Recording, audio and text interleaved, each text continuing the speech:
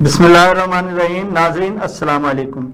Programme QD with Shah Nadeem Ahmad के साथ आपका मेज़बान हाज़िर खिदमत है। नाज़रीन, चंद साल पहले तक हुकूमतें एक्टिंग कम और काम ज़्यादा करती थी क्योंकि इन्होंने आवाम से वोट लेने होते थे। लेकिन जब से वोट की इज्जत नीलाम हुई है और फॉर्म 47 का खड़ाक सामने आया है तो अवाम की बेतौकीरी बढ़ गई है। अब सियासतदानों में ज्यादा वोट लेने का मुकाबला नजर ही नहीं आता है। अगर अब कोई मुकाबला है तो अच्छी टिकटॉक वीडियोस बनाने का है, सोशल मीडिया पर मुखालफिन के साथ गाली गलोच करने का है।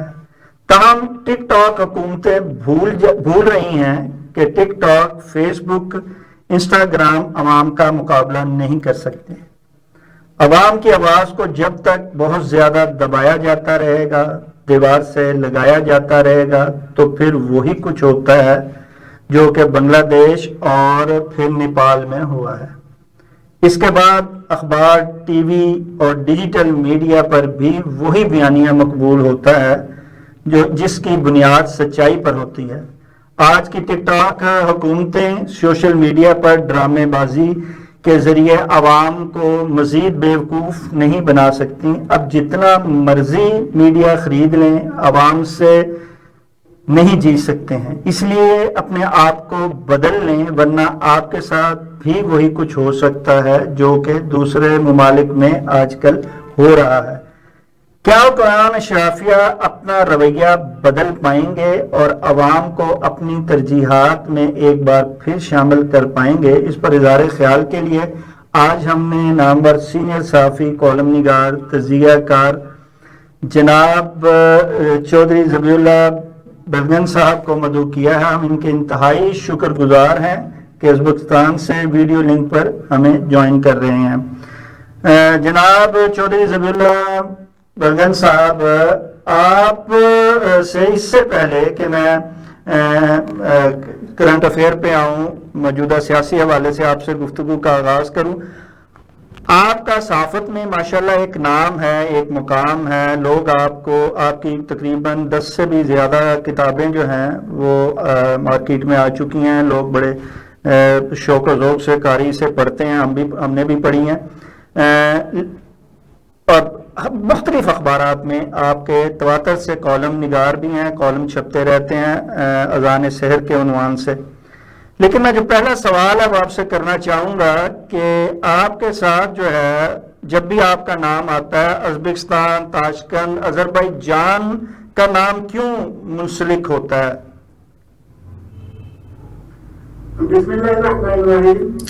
शाहिद भाई, आपका बहुत शुक्रिया। आपने मुझे मौका दिया है कि मैं आपका नाजरीन तक अपने टूटे फूटे जो अफकार हैं, जज्बात हैं, उनका इजहार कर सकूं।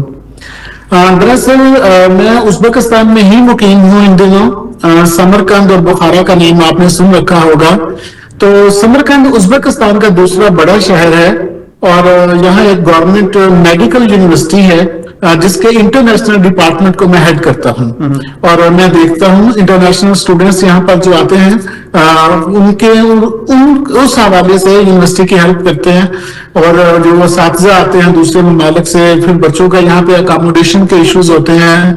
तो मैं चूंकि गुज़श्ता 5-6 साल से समरकंद स्टेट मेडिकल यूनिवर्सिटी को रिप्रेजेंट करता हूँ, तो उस वजह से मेरी सहाफती सरगर्मियां भी इन दिनों उज़्बेकिस्तान से ही पब्लिश और नशर होती हैं। तो शायद इस वजह से उज़्बेकिस्तान की निस्बत से मेरे कुछ गूगल पे रिजल्ट्स आ जाते हैं, या मेरी कुछ वीडियोज ऐसी होती हैं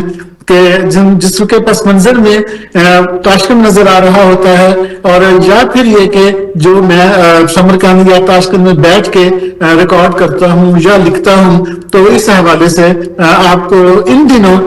मेरी सहाफती सरगर्मियों में उज़्बेकिस्तान का गलबा नजर आता है। या आपकी तारुफ के साथ जो है ये जरूर, जैसे आज हमने भी करवा दिया कि हमें वीडियो लिंक पे आप वहां से शेयर कर रहे हैं, हमें ज्वाइन कर रहे हैं। इसी तरह आपके दीगर कॉलम्स, जहां भी तहरीरें या जहां भी आप कभी आते भी हैं, जहां आपको एज ए मेहमान बुलाया भी जाता है, तो वहां भी जो तारुफ में आपका साथ इनके साथ लगाया जाता है। अच्छा, जैसे आपने बताया, तो मैं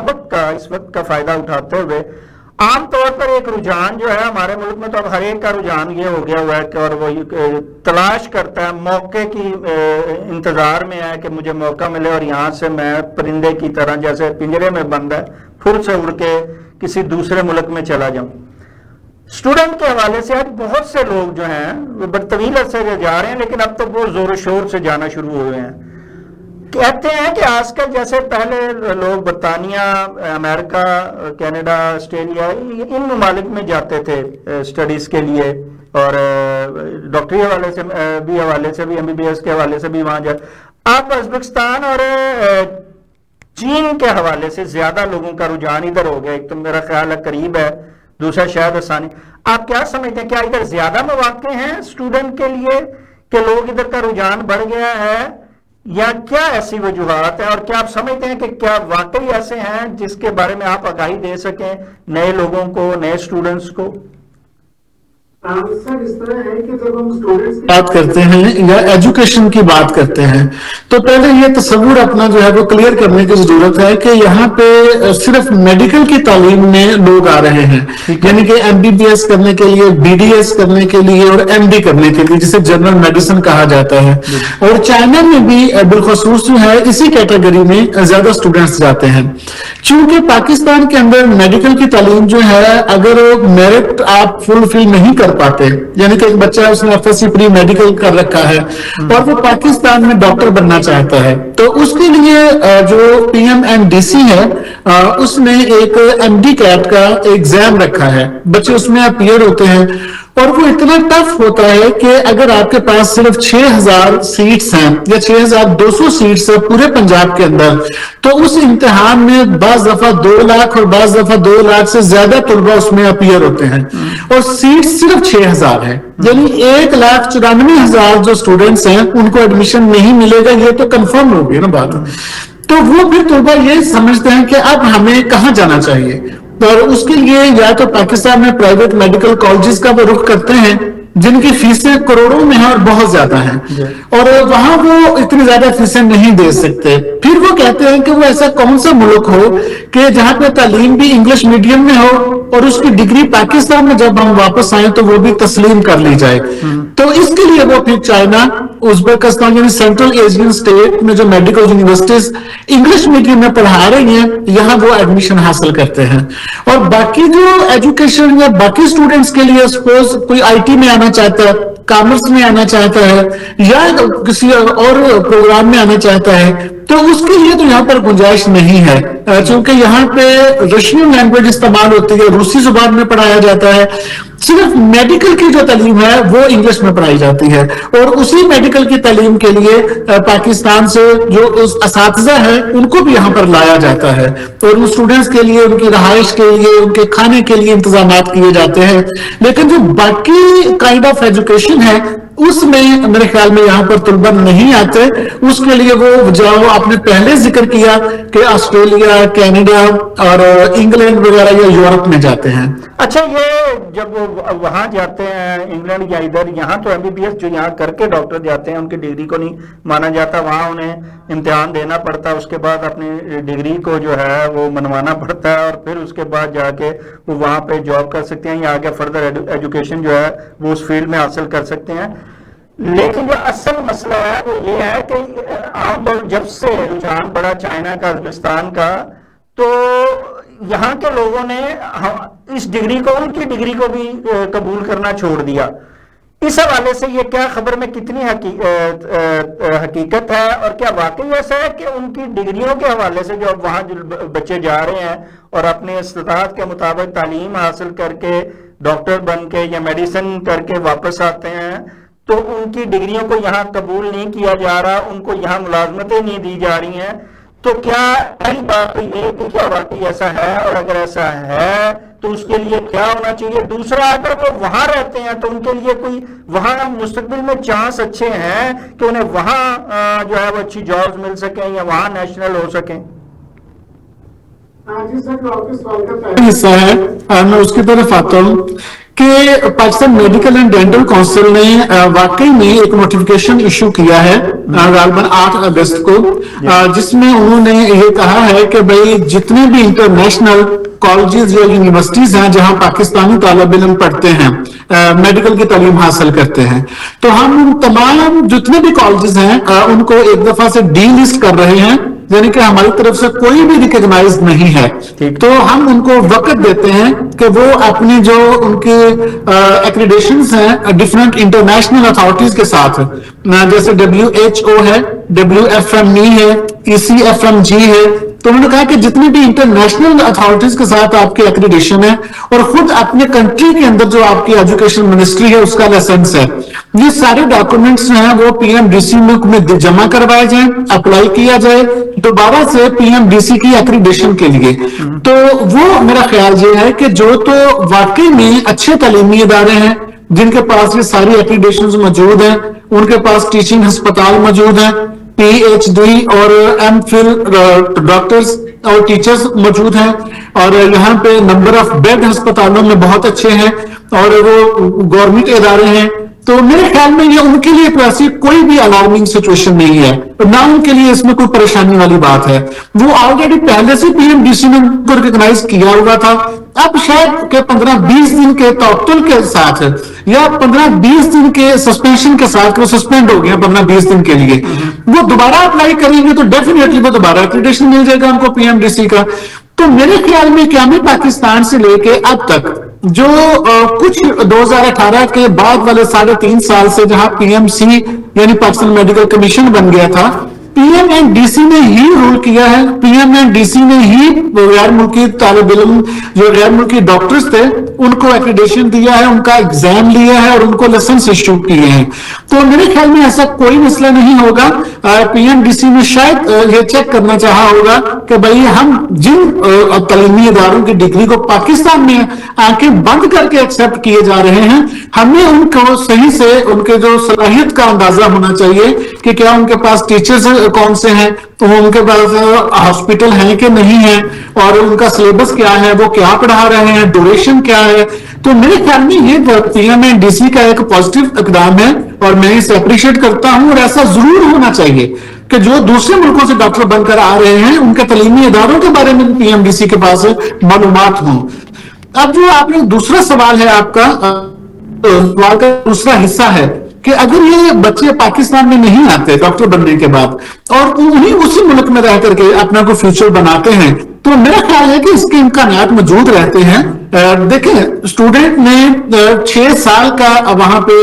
कोर्स करना है या 6 साल की डिग्री ली है, 6 साल में उसको वहां की मुकामी जुबान भी आ गई है और वहां के रास्तों से वाकफियत मिल चुकी, वहां के लोगों के मजाज से आशनाई मिल चुकी। तो मेरा ख्याल यह है कि अगर वो उसी मुल्क में रह करके प्रैक्टिस करना चाहें या उसी मुल्क में रह करके अपने फ्यूचर के मुताल्लिक कोई प्लान करना चाहें, तो इसकी कामयाबी के इम्कानात भी बदर्जा रकम मौजूद हैं। आपके जानने वाले या आप जिस अदारे में हैं, आप जिनको जानते हैं, क्या वहां से जो स्टूडेंट निकले हैं अब तक, उनमें से कुछ लोगों ने वहां पे वाकई उन्हें जॉब मिली है, कुछ लोगों को आपने देखा कि वहां नेशनल हुए हैं और उन्हें आसानी से ये चीज हुई है, आपने क्या आपके तजर्बे में आया है ये चीज? मेरे साथ तो 2 चीजें हैं ना इसमें, ये है कि वो यहाँ रहकर जॉब कर सकते हैं नहीं कर सकते, यहाँ उनके फ्यूचर के लिए दूसरा भी नेशनल होना। नेशनल होना सर डिग्री के साथ मशरूत नहीं है। नेशनल होना ये इनकी जो वजारत दाखिला है वो मिनिस्ट्री तय करती है कि उसके क्या असूल हैं, क्या कायदे ज़वाबित है किसी बंदे को नेशनलिटी देने के लिए, उसका डिग्री के साथ कोई तल्लुक वास्ता नहीं है। डिग्री के साथ ये है कि क्या जॉब करेगा, लाजमी बात है, फिर उसको वर्क परमिट मिल जाएगा और एज ए डॉक्टर वो वहां पे जॉब के लिए जो है अगर वो उसको वो रिकग्नाइज करते हैं तो फिर तो वो कोई प्रॉब्लम नहीं होगी, आगे वो चीज चलती है। लेकिन अगर वो उन्हें जॉब नहीं देते फॉरनर को अपने आप, तो फिर तो मुश्किल हो जाता, फिर तो वहाँ तालीम हासिल करें और वापस आके या किसी दूसरे मुल्क में जाके अगर वहाँ उनको रिकग्नाइज किया जाता है तो यहाँ जिस तरह उनका कानून है उसके मुताबिक वहाँ चले जाएं, यही है इसके लिए। जी, आपने जो उज़्बेकिस्तान के बारे में पूछा ना, आपका सवाल स्पेसिफिकली यहाँ के लिए था कि आप अपनी यूनिवर्सिटी के बारे में बताएं। तो जो यहाँ है सर, यहाँ की यूनिवर्सिटी या यहाँ जो कंट्री उज़्बेकिस्तान है वो तो ये कहता है कि हमारी जो डिग्री है, यानी कि आपने 6 साल में MD جنرل میڈیسن کی ڈگری لے لی ہے، تو ان کا یہ کہنا ہے کہ ہماری وہ ڈگری جو ہے وہ ہمارے ملک یعنی ازبکستان میں میڈیکل کی پریکٹس کرنے کا لائسنس بھی ہے، یعنی کہ یہاں الگ سے آپ کو کوئی امتحان نہیں دینا، ہماری ڈگری ہی لائسنس ہے کہ آپ یہاں جاب کر سکتے ہیں. اور یہاں پہ بہت سارے لوگ جاب کر بھی رہے ہیں مقامی ہسپتالوں میں، اور بہت سارے اسٹوڈنٹس جو ہیں وہ واپس پاکستان بھی چلے گئے، اور پاکستان جا کر کے انہوں نے Pakistan medical and dental council کا جو NLE کا ایگزام تھا، نیشنل لائسنسنگ ایگزام، جو آج کل NRE ہے یعنی نیشنل رجسٹریشن ایگزام، تو وہ ایگزام انہوں نے دیا اور الحمدللہ انہوں نے پاس بھی کیا ہے. ان بچوں نے اب وہ ہاؤس جاب کر رہے ہیں یا جاب کر رہے ہیں. تو کے حوالے سے جو ہے وہ مستقبل وہاں بھی اور یہاں دونوں جگہ ہی روشن ہے. سو یہاں وہ جو ایک خبر کے حوالے سے جو کنفیوژن پیدا ہوئی تھی کہ یہاں رجسٹریشن نہ ہونے کی وجہ سے ان کی ڈگری نہیں مانی جا رہی، لیکن اس آپ نے لکھا بھی اور آپ حکومت کے حوالوں تک بھی آپ کی دسترس ہے، اس حوالے سے لازمی بات ہے کہ ان کے لیے آسانیاں پیدا کرنے کے لیے تو آپ آواز بلند کر رہے ہوں گے، اذان سحر دے رہے ہوں گے. جی ڈیفینیٹلی سر، اس کے لیے لگے ہیں، اور جس دن یہ نوٹیفکیشن آیا تھا اسی دن میرا رابطہ ہو گیا تھا PMMDC میں، اور ان کے جو سٹاف ممبرز تھے ان کے بڑی سیر حاصل گفتگو ہوئی تھی، اور جو پرفارما انہوں نے ڈیزائن کیا ہوا ہے for the international medical education institute اور یونیورسٹیز، تو وہ میں نے ان سے حاصل کر لیا تھا. اور وہ حاصل کرنے کے بعد میں نے باقی بھی اپنے جو ہمارے ڈفرینٹ یونیورسٹیز کے ریپرزینٹیٹیو ہیں ان سے میں نے کہا تھا کہ بھائی یہ پرفارما ہے، اس کے 70 یا 75 اس کے ہیں کویسچن ہیں، تو وہ انہوں نے جو کویسچن پوچھی ہیں وہ معلومات ہمیں PMDC کو دیانتداری سے دینی چاہیے تاکہ ہمارا جو ادارہ ہے وہ PMDC سے ریکگنائزڈ ہو سکے. تو بالکل ایسا ہے. ہاں، جو سر تعلیمی ادارے پرائیویٹ سطح پہ اور ان کی اپنی جو کہہ لیجیے کہ تعلیم کی صلاحیت یا انتظامی صلاحیت بڑی محدود ہے، تو میں تو خود کہوں گا کہ انہیں PMDC کو کہ PMDC انہیں ریکگنائز نہ کرے کہ جو 15-20 کمروں پر مشتمل ایک اسکول کی مطلب صلاحیت کے حامل کہ اس کو میڈیکل یونیورسٹی بنا دیا گیا ہو، اور بچوں کے لیے ٹیچنگ ہاسپٹل نہ ہو، بچوں کے لیے مناسب ٹیچرز موجود نہ ہوں، تو سر ایسے اداروں کو تو PMDC کو بیان کرنا چاہیے. میں PMDC کے ساتھ کھڑا ہوں، لیکن جو ادارے اچھے ہیں، یہ صرف بیرون ملک ہی نہیں، اندرون ملک بھی جو ہے ایسے پرائیویٹ ادارے اور ایسے جو دیکھنا چاہیے اور ان کو واقعی ریکگنائز نہیں کرنا چاہیے، کیونکہ یہ تو بالخصوص انسانی جانوں کا مسئلہ ہوتا ہے، اور جہاں تک تعلیم کا مسئلہ اس کے حوالے سے بھی جو ہے اس کی بڑی ضرورت ہے. جی میں کہہ کروں شاہد صاحب، یہ جو انسانی جانوں کا خیال رکھنے کا ایک جذبہ ہے یا قانون سازی ہے، یہ بدقسمتی سے صرف انٹرنیشنل اسٹوڈنٹس اور انٹرنیشنل کالجز کے لیے ہے. یہ پاکستان کے لیے اس کی ضرورت محسوس نہیں ہو رہی. پاکستان میں آپ پیسے دیں، آپ 40-50 لاکھ ڈونیشن دیں، آپ ایک سال کی 20-22 لاکھ پرائیویٹ میڈیکل کالج میں فیس دیں بغیر ہاسٹل کے بغیر کھانے کے، تو آپ 2-1 کروڑ روپیہ اس میں خرچ کریں، تو آپ بھلے بندے ماریں بھلے ڈنگر ماریں، اس سے کوئی فرق نہیں پڑتا. گورنمنٹ کو فرق یہ پڑتا ہے کہ ہر سال یہ جو 6-7 ہزار اسٹوڈنٹ پاکستان سے باہر چلا جاتا ہے اور پاکستان کے پرائیویٹ میڈیکل کالجز کی انکم اور آمدن کم ہو گئی ہے، تو وہ اس وجہ سے فکر مند ہیں بدقسمتی سے. نہیں، یہ تو بڑا لمحہ فکریہ ہے. سو اس پر جو ہے وہ یقیناً آپ آواز اٹھا رہے ہیں، اور آپ کی اس آواز کے ساتھ ہم بھی آپ کی آواز کے ساتھ آواز ملا رہے ہیں. ہم آغاز جو ہے آپ اس موضوع کو لے کے آتے ہیں آپ کی اذان سحر کی طرف، اور آپ بڑے عرصے سے طویل عرصے سے جہاں آپ نے بہت سی کتابیں جیسے میں نے عرض کیا لکھی ہیں، اس کے ساتھ ساتھ آپ نے کالموں کا تحریروں کا سلسلہ بھی جاری رکھا ہوا. آپ کی آواز، آپ کی تحریریں جو ہیں وہ عام طور پر جو ہے وہ ایوان اقتداروں میں گونجتی ہوئی نظر آتی ہیں. آپ کیا سمجھتے ہیں کہ اذان سحر آپ کی کا، پہلی بات تو یہ ہے کہ آپ نے یہ اذان سحر عنوان کیوں رکھا اپنی تحریروں کا، اور دوسری بات یہ کہ کیا اس عنوان کے تحت اذان سحر جو ہے اس کی گونج آپ کو بھی ایوان اقتدار میں کبھی سنائی دی ہے اور آپ کو اس کا اثر ہوتا ہوا بھی دکھائی دیا ہے؟ سر پہلی بات کہ اذان سحر جو ہے یہ میں نے کیوں تجویز کیا تھا اپنے لیے یا پسند کیا تھا، کہ میں ایک طلبہ تنظیم میں ہوتا تھا، اور طلبہ تنظیم دائیں بازو کی طلبہ تنظیم تھی، اور وہاں ہم نے جو بڑی انقلابی قسم کی کتابیں پڑھ رکھی تھیں، اور انقلابی قسم کی نظمیں ہم یاد کرتے تھے، اور انقلابی قسم کی جو شاعری اور پوئٹری ہے اس کو پسند کرتے تھے. تو اذان سحر بیسیکلی وہی آئیڈیا تھا کہ یہ صبح کی اذان، کہ ایک خوبصورت صبح، خوبصورت سحر کی اذان، کہ جس میں بدامنی نہ ہو، جس میں قتل و غارت گری نہ ہو، جس میں مظلوم کوئی نہ ہو، لوگ خوشحال ہوں، کسی غریب پر ظلم نہ کیا جاتا ہو، جہاں بے روزگاری کی وجہ سے کوئی اپنے بچوں کو قتل نہ کرتا ہو، جہاں بے روزگاری کی وجہ سے، مہنگائی کی وجہ سے کسی کے گھر کا چولہا نہ بجھا ہوا ہو، جلتا دکھائی دے. ایک ایسی خوبصورت صبح جو ہے اس کے لیے کوشش کرنا اور اس کے لیے اپنی آواز بلند کرنا. تو اس ضمن میں نے اسے اپنے لیے پسند کیا تھا اذان سحر کو. اور دوسری جو آپ کی بات کہ اس کے لیے اس کی باز گشت کہاں کہاں تک سنائی دیتی رہی، دیکھیں اصل میں یہ ڈپینڈ کرتا ہے کہ آپ کا سرکل جو ہے وہ کتنا وسیع اور کتنا محدود ہے. ظاہر ہے بہت شروع میں جب ہم لکھتے تھے تو بڑا ٹارگیٹڈ قسم کا لکھتے تھے. مثال کے طور پہ کہ میں ایک چھوٹے شہر کاموں کی گجرانوالے کی تحصیل ہے، تو وہاں پر ہوتے تھے تو اتنے بڑے شہر میں صرف ایک ڈاک خانہ تھا، پوسٹ آفس تھا. میں اب آپ کو اگزامپل دینے لگا ہوں. تو وہ کیا تھا کہ اذان سحر کیا تھا کہ میں نے ایک وہ کالم لکھا روزنامہ پاکستان میں. وہ انہوں نے بڑا کان شان کے، چونکہ تب لکھنے کا اتنا سلیقہ بھی نہیں تھا، یہ میں بات کر رہا ہوں شاید 96 کی، شاید آج سے کوئی 27-28 سال پہلے. تو وہ اس کو چھاپ دیا، اور جب وہ چھپ گیا دکتور چوس اور خدا ان کی رحمت فرمائے، تو وہ جب چھپ گیا تو فوری طور پر جو ہے نا حرکت میں آئے، اور میرے والد صاحب کو صاحب تھے دیٹ ٹائم کام، انہوں نے بلایا اور انہوں نے کہا کہ آپ کے بچے نے دیکھے کالم میں لکھ دیا، یہ ایسے تو نہیں ہوتا، آپ ہم سے تو بات کرتے، یہاں اس کی صلاحیت بہتر کر دیتے. تو اس سے مجھے اندازہ ہوا کہ کہیں نہ کہیں بات پڑھی جاتی ہے اور کہیں نہ کہیں بات سنی جاتی ہے. تو کئی دفعہ ایسا ہوا کہ پتہ چلتا ہے کہ فرق پڑتا ہے. میں نے جب جنم شرف صاحب کے دور میں مسلم لیگ کاف کی بنیاد ڈالی جا رہی تھی، اور میاں اظہر صاحب جو حماد اظہر صاحب کے والد ہیں، مسلم موڑوا ہے نہر پہ، تو وہاں سارے نون لیگ میں اکٹھے ہوتے تھے جو بعد میں کاف لیگ میں چلے گئے. تو مجھے کہیں سے پتا چل گیا کہ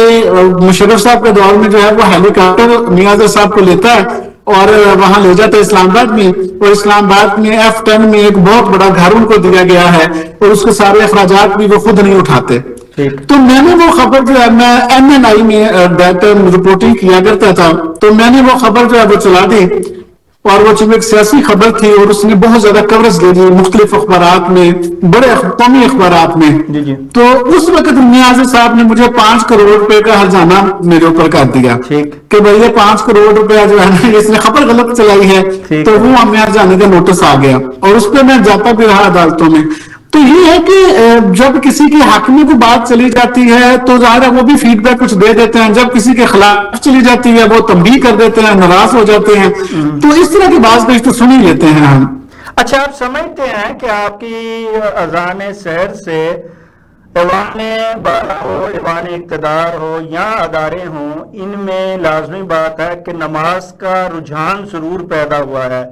تبدیلی آنے کی جو ہے وہ روش ضرور اپنائی گئی ہے آپ کی تحریروں سے؟ توجہ دلائی، اور بالخصوص خاتم النبیین جو ختم النبوت ایک کوشش تھی چودھری پرویز لائی صاحب کی. جب چودھری پرویز لائی صاحب وزیر اعلیٰ تھے، اسپیکر بھی بعد میں رہے مسلم PTI کے دور میں، تو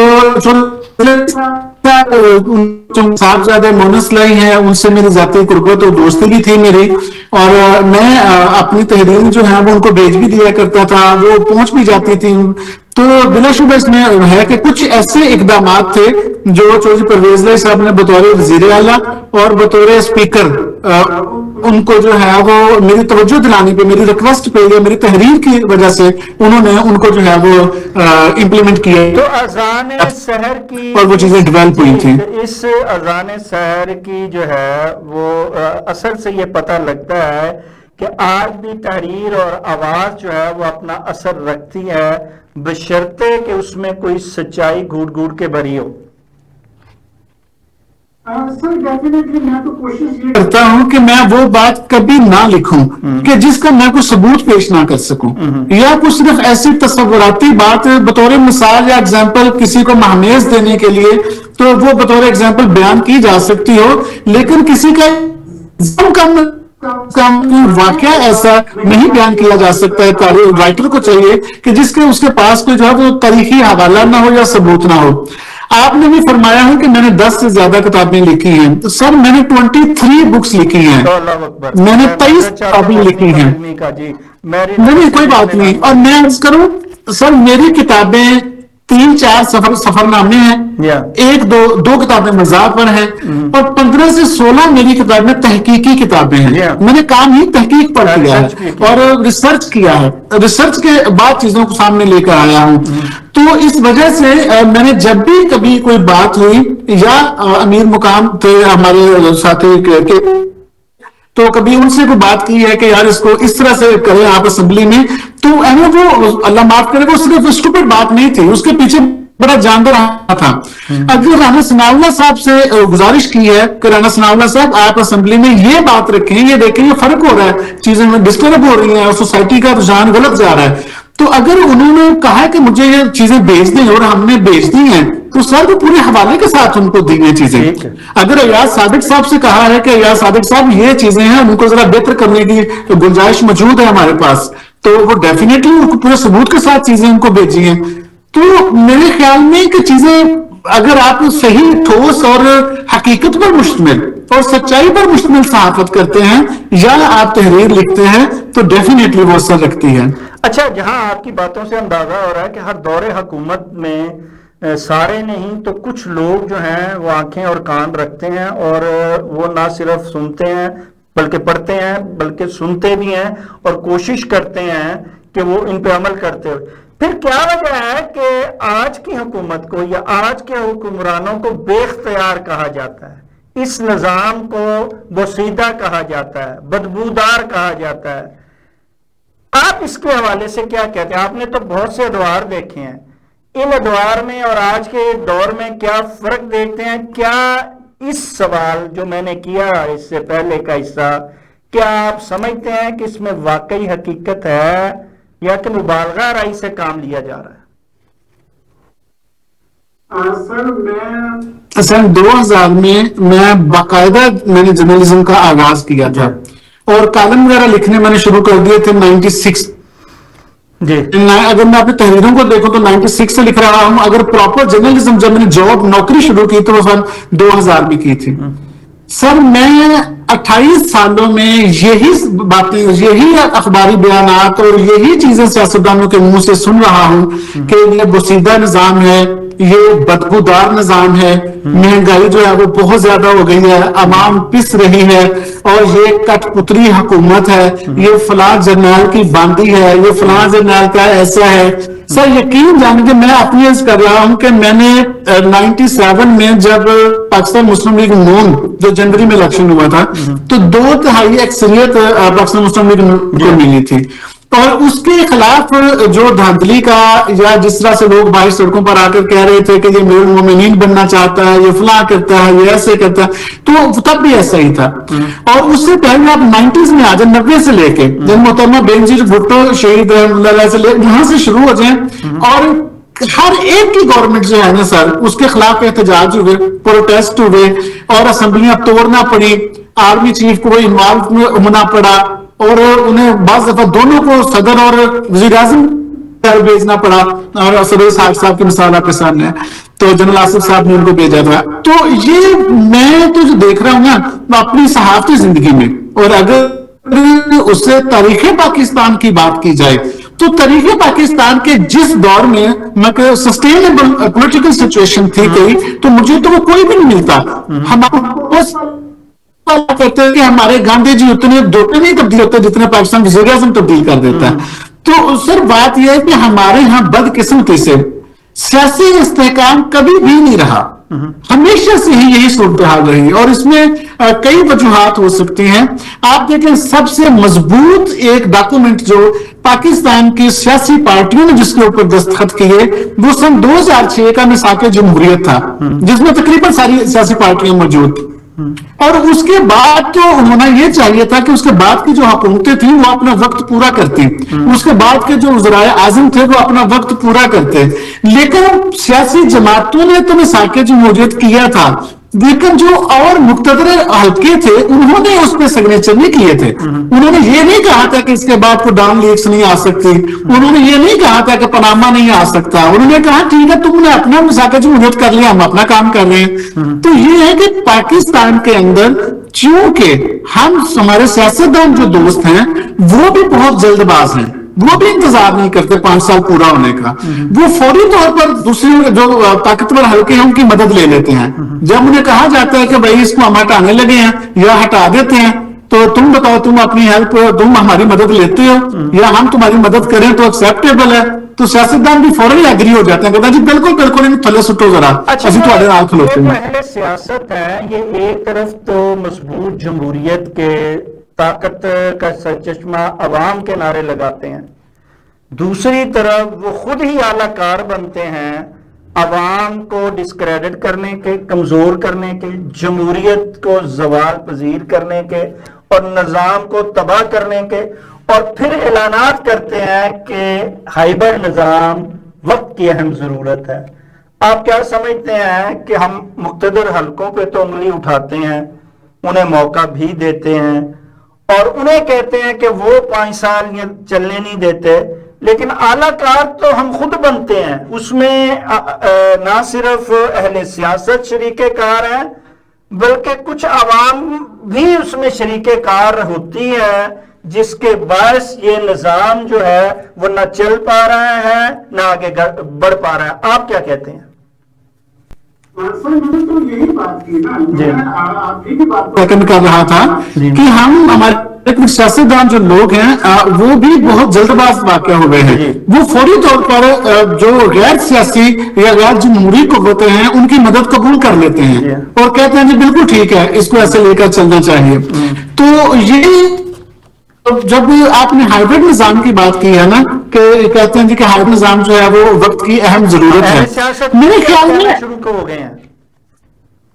میرا خیال یہ ہے کہ انہیں کہنا نہیں آ رہا، اگر وہ اس کو زیادہ اچھے الفاظ میں بات کی جا سکتی تھی، اور وہ میرے خیال میں یہ بات ہو سکتی ہے کہ طاقتور حلقوں اور جمہوری حلقوں کو، ان دونوں کو میوچل انڈرسٹینڈنگ سے کوئی ایسا ضابطہ اخلاق بنانا چاہیے اور ملک کو آگے لے کر چلنا چاہیے. میرے خیال میں یہ کہنا چاہیے تھا. 28ویں 29ویں ترمیم ایسی لے آنی چاہیے کہ جس میں دونوں کی مشاورت کو شامل کیا جائے اور ایک نئے نظام کے تحت آگے چلا جائے، تاکہ اس میں کوئی رکاوٹ پیدا نہ ہو یا تسلسل ایک جمہوریت کا چلے نام نہادی سے چلتا رہے. ان کو نہیں لانا چاہیے، نظام تو یہی رہنا چاہیے، لیکن اس نظام کے اندر شفافیت ہونی چاہیے، کوارڈینیشن ہونا چاہیے، تعاون ہونا چاہیے اداروں کا ایک دوسرے کے ساتھ. میں یہ کہنا چاہ رہا ہوں. اچھا، آپ سمجھتے ہیں کہ اگر واقعی کوئی ایسی ترمیم آ جائے، وقت کی ضرورت ہے، آنی چاہیے، ترمیمیں ہونی چاہیے، سارے کہتے ہیں اچھی عوام کے لیے ہونی چاہیے، آپ سمجھتے ہیں کہ ایسی ترمیم ہو جائے اور ایسا سسٹم کوئی جمہوریت میں لے آیا جائے جس میں مقتدی اور اہل سیاست جو ہے جمہوریت ایک دوسرے کے معاونت سے آگے چلیں، آپ سمجھتے ہیں کہ کیا وہ نظام جو ہے وہ دیر پا ہوگا، چل پائے گا اور وہ بھی اپنی حدود میں رہ پائے گا؟ ہماری بدقسمتی یہ ہے سر کہ اس سے پہلے بھی جب پہلی بار نہیں ہے کہ پیج کے نعرے جو ہیں وہ آپ نے بھی سنے ہیں، آپ نے بھی سنے ہیں، جب وہ گورنمنٹ میں ہوتے ہیں ایک سیاسی پارٹی اور اس کی انڈرسٹینڈنگ اچھی ہے یا اس کو وہاں سے حمایت مل رہی ہے تو سپورٹ مل رہی ہے تو وہ کہتا ہے جناب ہم ایک پیج پر ہیں. لیکن وہ مصیبت یہ ہے کہ وہ ایک پیج چلتا نہیں ہے، وہ بعد میں پیج تبدیل ہو جاتے ہیں. ابھی ہم نے 2018 میں جو ایک سیم پیج تھا وہ بعد میں ایک نہیں رہا. اس سے پہلے آپ دیکھیں 2013 کا الیکشن جو تھا وہ پارٹی کوئی اور جیتی ہوئی تھی لیکن کسی اور پارٹی کا وزیر اعظم بنا دیا گیا اور تب وہ بھی کہتے تھے سیم پیج ہے، کوئی مسئلہ نہیں ہے، ہمارا سیم پیج چل رہا ہے.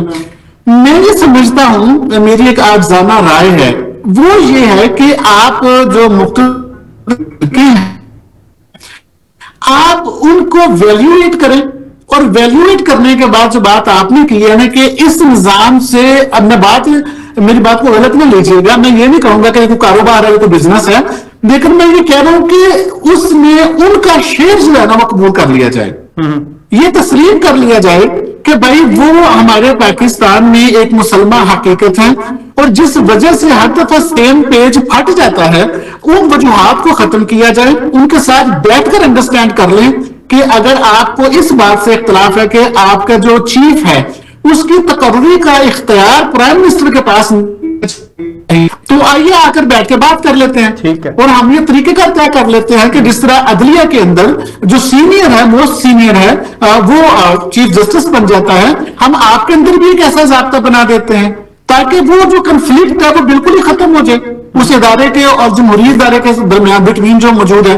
تو اس طرح کی بات میں کہہ رہا ہوں کہ کچھ ایسی بیٹھ کر کے بات کر لی جائے کہ جس وجہ سے کنفلکٹ ہو جاتا ہے ہر 2 سال کے بعد, 3 سال کے بعد, 4 سال کے بعد, ان وجوہات کو ختم کرنے کی کوشش کی جائے. اور اس میں جوہری صاحب, جیسے کہ آپ نے کہا یہ ایک پیج ہر دور میں رہا ہے, اور جب بہت زیادہ مضبوط نظر آتا ہے جیسے اب نظر آ رہا ہے کہ شہباز شریف صاحب اور جنرل عاصم منیر صاحب کے اندر سے ہوا نہیں نکل رہی, اسی طرح جب ہوتا ہے تو پس پردہ کہیں بیٹھ کے مشاورت ہو رہی ہوتی ہے اور نظام کو گرانے کی بات ہو رہی ہوتی ہے, کوئی نہ کوئی جو ہے وہ وہاں اسمبلی کو میں لانے کی بات ہو رہی ہوتی ہے. اب بھی کیا آپ سمجھتے ہیں کہ جبکہ ایک پیج بڑا مضبوط نظر آ رہا ہے, چاہے اس پہ عوام نہیں ہے, لیکن ان کا ایک پیج ایک ہے, آپ سمجھتے ہیں کہ یہ وقت جو 5 سال کا ہے, یہ پہلی دفعہ کہا جا رہا ہے, ایک پیشگوئی بھی دی جا رہی ہے کہ یہ پہلی دفعہ جو ہے وزیر اعظم اور یہ جمہوری عمل جو اپنی مدت پوری کرے گا, آپ سمجھتے ہیں کہ یہ مدت پوری کر پائیں گے اور اسی طرح سے الیکشن آگے بہتر ہو پائیں گے اور یہ نظام آگے چل پائے گا؟ جی مجھے یہ لگ رہا ہے کہ یہ 5 سال پورے کر پائیں گے, اور اس کی وجہ یہ ہے کہ ان کی مجبوری ہو جائے گی 5 سال پورے کرنا. اور یہ جو ہماری مقننہ ہے یعنی پارلیمنٹ ہے, پارلیمنٹ میں جو آپ کو پتا ہے مختلف سیاسی جماعتوں کا اتحاد ہے جو اس وقت گورنمنٹ کر رہا ہے, اور ان سیاسی جماعتوں کا جو اتحاد ہے یہ فطری نہیں ہے, یہ کسی اور خوف کی وجہ سے اکٹھے ہیں, اور وہ خوف جو ہے اس نے ان کو اکٹھا کر رکھا ہے, لہٰذا وہی خوف ان کو 5 سال پورے کروا دے گا کہ انہیں معلوم ہے کہ یہ جس کی وجہ سے ہم اکٹھے ہیں, اگر یہ گورنمنٹ ختم ہو جاتی ہے اور اگر وہ جیل سے باہر آ جاتے ہیں یا ان کو آزادانہ سیاسی سرگرمیوں کی اجازت دے دی جاتی ہے, تو انہیں معلوم ہے کہ یہ اتنا بڑا ڈنڈ پڑے گا گورنمنٹ کے اندر کہ یہ بیئر نہیں کر سکیں گے, لہٰذا وہ جو خوف ہے وہ خوف ان کو اکٹھا رکھے گا اور وہی خوف ان کے 5 سال پورے کرا دے گا. اچھا, یہ 5 سال تو پورے ہو گئے اور اس کے بعد اگلے وہ 5 اور 10 سال کی بات ہو رہی ہے, آپ کیا سمجھتے ہیں کہ یہ سلسلہ یوں ہی چلتا رہے گا؟ جو اگلی بات تھی کہ یہ سلسلہ یوں ہی چلتا رہے گا اور بغیر عوام کے ایک پیج کے آئے چلتا رہے گا؟ ابدیت تو ہے نا, ابدیت تو اللہ کی ذات کو ہے نا, کل من علیہا فان ویبقى وجہ ربک ذو الجلال والاکرام, یہ تو اللہ کی صفت ہے کہ وہ ابدیت ہے, وہ کبھی فنا نہیں ہے. انسانوں کو تو فنا ہی ہے سر, اس میں تو کوئی نہیں. یہاں تو وہ کہتے تھے میں گیا تو جو ہے وہ ہمالیہ روئے گا اور فلاں ہو جائے گا, لیکن وہ بھی نہیں رہے تو ملک چلتا رہا. بانی پاکستان قائد اعظم رحم اللہ علیہ اس دنیا سے چلے گئے, تب بھی ٹوٹا پھوٹا چل ہی رہا ہے. تو ایسا تو ابدیت تو ہو نہیں سکتی کسی کو. ظاہر ہے ایک وقت ہے, اس وقت میں دیکھا جا سکتا ہے کون کتنا طاقتور ہے اور کس نے کمزور حالت میں گورنمنٹ کی, کس نے طاقتور کی حیثیت سے گورنمنٹ کی. ہم یہ چیزیں دیکھی جا سکتی ہیں. ابدیت تو ہے نہیں. آپ دیکھیں تسلسل تو ہو رہا ہے, ایکسٹینشن تو مل رہی ہے, اور اگر ایکسٹینشن 3 سال کے لیے ہوتی ہے جو ایک آئینی آپ کو پتا ہے وہ ہے اس کا, تو اگر وہ ہو جاتی ہے تو 3 سال بھی تو ختم ہو ہی جانے ہیں, ہمیشہ تو نہیں رہ سکتے نا. وہ 3 سال کے بعد ختم ہو گئی. 11 سال نہیں رہے تو یہ 10 سال اگر ہو جاتے ہیں تو کون سی قیامت آ جائے گی؟ جی میں یہی عرض کرنا چاہ رہا تھا. تو دیکھیں یہ جو ہے نا کتنی ایک لانگ لے کے چل سکتے ہیں. اصل میں جو میں بات کر رہا تھا یہ آپ کے مسائل حل ہونے ہیں جب آپ نے ایک ٹیبل پر بیٹھ کر کے ان کے ساتھ ان کا شیئر کو ایکسپٹ کر لینا اور ان کا حصہ ان کو دے دینا ہے اور اپنا حصہ آپ رکھ لینا ہے، اور وہ چیزیں جن کی وجہ سے تنازع پیدا ہوتا ہے وہ تنازعات جو ہیں ان کو آئینی طریقے سے حل کیا جائے، آئین کی سپورٹ دی جائے، کانسٹیٹیوشن اس کی بیک پر کھڑا کیا جائے، تو پھر میرا خیال ہے کہ یہ آئندہ کے لیے مسئلہ حل ہو جائے گا۔ لیکن اگر جہاں آپ دانش یہ مشاورت کرتے ہیں، یہ بات بتاتے ہیں، نشاندہی کرتے ہیں، اب تو اتنا شعور عوام میں آگے، ایک عام بندہ بھی یہ بتانے کے لیے تیار ہے کہ ہمیں کون سے اصلاحاتی ایجنڈے پہ کام کرتے ہوئے ہم مستقل طور پہ جگ ہسائی سے بچ سکتے ہیں اور آگے بڑھ سکتے ہیں۔ کیا وجہ ہے کہ فیصلہ ساز کیوں اصلاحاتی ایجنڈے پہ عمل کرنے سے دریغ کر رہے ہیں، پیچھے ہٹ رہے ہیں؟ ایک طویل عرصے سے یہ بحث جاری ہے، اس کا اختتام کب ہو پائے گا؟ چودھری ذبیح اللہ صاحب کب جو ہے کوئی عوام کی بھی بات کرے گا، کوئی عوام کی بھی مسائل کو سنے گا، کوئی ان کے بارے میں بھی سوچا رہے گا کہ انہیں بس یہ طاقت کا سرچشمہ عوام کہہ کے اور سیلاب اور قدرتی آفات کے نرغے میں پھینکا جاتا رہے گا اور مروایا جاتا رہے گا؟ یہ کب ختم ہوگا چودھری ذبیح اللہ صاحب؟ سر آپ کیوں اس بات پر عوام کی عمارت کھڑی کیے ہوئے ہیں کہ طاقت کا سرچشمہ عوام ہے؟ سر ایسا ہے نہیں۔ آج مریم نواز صاحبہ کا بیان ہے، کل جو تھا وزیر اعظم شہباز شریف کہہ رہے تھے، پرسوں بلاول بھٹو صاحب کہہ رہے تھے، اور آصف علی زرداری صاحب بھی چپ نہیں رہے، وہ چین جا کے کہہ رہے ہیں طاقتور کا سرچشمہ عوام ہے۔ تو بتائیے کہ یہ طاقت کا کون سا سرچشمہ عوام ہے جس کے ووٹ کے بغیر حکومت آتی ہے، جس کے کسی فیصلوں کو مانا نہیں جاتا ہے، جنہیں ہر سال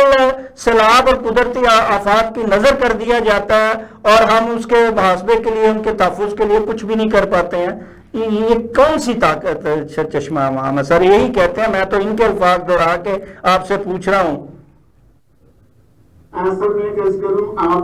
نہ مانا کریں، نہ کو دینا دے سے مشورہ دے، جھوٹ بولتے ہیں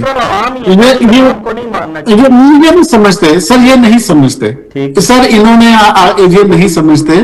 ان کا جہاں بس چلتا ہے سر، یہ ہمارے سروں پہ پاؤں رکھ کے گزر جاتے ہیں، جہاں انہیں ہماری ضرورت محسوس ہوتی ہے سر، یہ ہمیں اب یہ تو قدرتی آفت ہے، اس میں میں نہیں براہ راست کہتا کہ یہ حکومت کا نااہلی ہے یا گورنمنٹ کا کوئی اس میں عمل درآمدی، نااہلی کا آغاز ہوتا ہے۔ سر اب تو لوگوں نے امداد دینا چھوڑ دیا، انہوں نے باہر کے ممالکوں نے ہاتھ کھڑے کر دیا کہ ہر سال کروڑوں اربوں روپے کو دیتے ہیں، آپ کچھ بھی نہیں کرتے ہیں، سیلاب زدگان تک نہ امداد پہنچتی ہے، نہ آپ کوئی حفاظتی اقتدام پہلے کرتے ہیں۔ ان کو پتہ ہے سر، اب اگلا بھی پتہ ہے، صرف کمیٹیاں بنائی جا رہی ہیں، منصوبہ سازیاں کی جا رہی ہیں، لیکن اس پر عمل درآمد کبھی نہیں ہو رہا، نہ اب ہونا ہے، نہ پیچھے ہوا ہے، نہ اب ہونا ہے۔ یہ تو ہم اور آپ جانتے ہیں۔ جی بس اپنی رائے ہے، ممکن ہے آپ سے اختلاف کر سکتے ہیں میری رائے سے، لیکن میں پھر کہوں گا جہاں سے آپ نے میری بات کو انٹرپٹ کیا تھا، جو بات ہے نا طاقت کا سرچشمہ عوام ہے یا اس طرح سے، اصل یہ میں سمجھتا ہوں کہ پاکستان میں محض ایک سیاسی نعرہ ہے،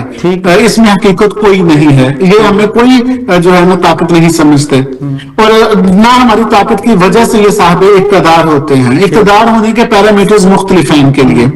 اگلی بات سر جو آپ نے کی ہے، یہ سیلاب کے حوالے سے ایک سے دو تین بار آپ نے کہا ہے سر، میں یہ سمجھتا ہوں کہ سیلاب کا آ جانا یہ حکمرانوں کے بس میں شاید نہیں ہوتا، یہ قدرتی آفت ہے، یہ امریکہ میں بھی سیلاب آتے ہیں، کینیڈا میں بھی آتے ہیں، آسٹریلیا بھی بہہ جاتا ہے، اکثر دیکھا ہے کہ سڈنی کے اندر شدید گرمی جو سن سٹروک کی وجہ سے لوگ مر جاتے ہیں بیچارے۔ تو بات یہ نہیں، حکومتوں کا جو کام ہوتا ہے، حکومتوں کا کام اس کے بعد شروع ہوتا ہے، یا ایک مصیبت آ گئی ہے اور اس کو مزید روکنے میں انہیں اپنا کردار ادا کرنا ہوتا ہے۔ میں یہ سمجھتا ہوں، میں نے اس سے پہلے بھی 2010 کا سیلاب بھی دیکھا ہے، اس سے پہلے 2005 کا زلزلہ بھی ہم نے اپنی آنکھوں سے دیکھا ہے، اور یہ ساری چیزیں ایج اب اتنی ہو گئی ہے کہ دیکھتے رہے ہیں۔ میری ایک اپنی رائے ہے، وہ غلط بھی ہو سکتی ہے، کہ اس دفعہ پنجاب کے ماضی کی نسبت زیادہ بہتر انتظامات تھے، اور جو ریاستی انتظامیہ تھی، assistant commissioner, deputy commissioner, commissioners, پٹواری، تحصیلدار، اساتذہ، حکومتی مشینری جو تھی،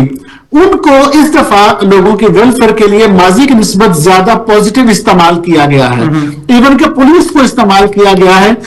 جتنی سر دیکھیں ابھی کہا جا رہا ہے کہ 25 لاکھ لوگ جو ہیں وہ متاثر ہوئے ہیں. اب ہلاکتیں اس کے مقابلے میں بہت کم ہیں. اگر دیکھا جائے تو 192 ہلاکتیں ہوئی ہیں. میں سمجھتا ہوں کہ اگر حکومت کا پازیٹیو استعمال نہ کیا جاتا تو اللہ نہ کرے میرے منہ میں خاک کی ہلاکتوں کی تعداد بہت زیادہ ہو سکتی تھی. لیکن چونکہ انہوں نے پازیٹیو رول پلے کیا اور پہلے سے ہی علاقے خالی کروا لیے تھے اور زبردستی لوگوں کو فورس کر کے کہا کہ نہیں آپ کو،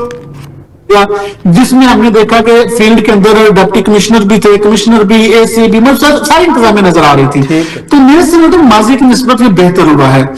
دوسری، میں اس میں کوئی صوبائیت کی بات نہیں کرنا چاہتا کہ سندھ میں کم ہوا ہے، یہاں زیادہ ہوا ہے، کے پی میں کم ہوا یا زیادہ ہوگا، لیکن میں یہ سمجھتا ہوں کہ حکمرانوں کی یہ بنیادی ذمہ داری ہے کہ وہ جب ایسی آفات آ جاتی ہیں تو اس میں اپنا پازیٹیو رول دیانتداری سے ادا کریں. اور میں آخری بات کروں گا سر، اس میں اس دفعہ یہ وہی حکمران لوگ ہیں جو 2010 میں بھی تھے، 2005 میں بھی تھے، 18 میں بھی تھے، ہر موقع پہ تھے.